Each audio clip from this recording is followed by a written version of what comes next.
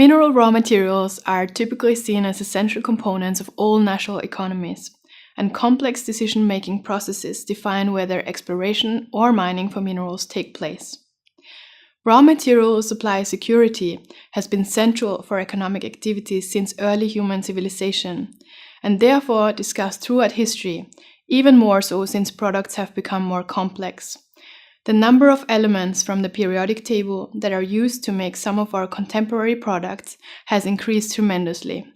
For example, several hundreds of years ago, you could build a windmill with stone, wood, metal, and textiles. Today, we use hundreds of materials to make all the different parts, like rotor blades of carbon fiber plastics, rare earth magnets, a multitude of cables and sensors. These compositional changes allow, among other, for more efficient energy generation. This example illustrates that raw materials are important for many reasons. Raw materials can contribute toward technological and economic development that seeks to improve quality of life. Raw materials are also important for industries that are part of and feed into segments of the global value chain. For instance, metal and alloy producers feed materials via component suppliers into the global value chain for the wind turbine, even if they are not direct suppliers. So the links and impact of raw material access goes further, for instance, to the suppliers which provide material inputs to suppliers in the global value chain.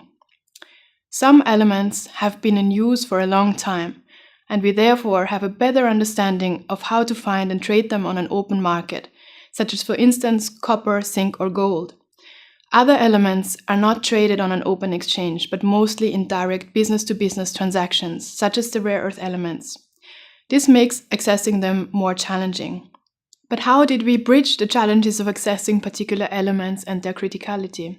Well, in the late 1930s, a discussion of critical materials emerged in the US when the issue of mineral raw material supply became related to the politics of national security. At that time, the US government authorized stockpiling of materials for national defense to mitigate a potential supply risk. And with two oil crises in the 1970s and relatively high commodity prices throughout the 70s and 80s, the political discussion about criticality was revived. Most recently, the US started to consider non-energy minerals as critical, defining a critical mineral as one which is subject to a supply risk. And in response, the European Commission acknowledged that many of its member states had import dependencies of high-tech metals. The European Commission launched a European Raw Material Initiative, in which experts defined critical raw materials according to their economic value and high supply risks. The experts use a two-dimensional illustration of supply risk on the y-axis and vulnerability and economic importance on the x-axis to assess raw material criticality. Supply risk is defined as the risk of a disruption in the EU supply of the material. It's derived from examining the extent to which the supply of raw materials is concentrated in a particular country. This occurs jointly with examining the governance, performance, and trade aspects of this country. For example, when determining EU import reliance, which is the extent to which the EU is dependent on imports of raw materials, both the global suppliers and the countries from which the raw materials are sourced are investigated. The supply risk parameter focuses on a global value chain segment where a high supply risk for the EU is detected. This could be, for example, the extraction of raw materials. A focus on reducing, reusing, recycling, and remanufacturing, as well as to some degree substitution of the critical materials, could contribute both to reducing the supply risk and to constructing a circular economy.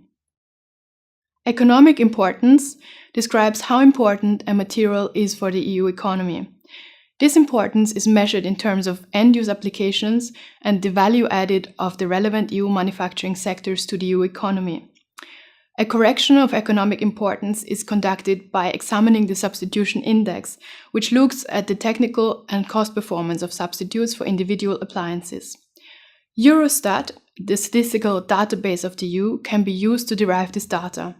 It's important to take into account at least 3 time periods for adjustment related to raw material criticality, the short, medium, and the long term. And in all of these periods, restrictions to a particular raw material could occur for a variety of different reasons. The EU criticality assessments have been conducted 3 times so far, in 2011, 2014, and in 2017. And in the latest assessment, 61 candidate critical raw materials were examined, of which 26 were assessed as critical. For example, tungsten was assessed as of high economic importance, but with a relatively low supply risk, while for both the light and heavy rare earth, the economic importance was assessed as lower, while supply risk was assessed as high. And magnesium was assessed both as high in economic importance and supply risk.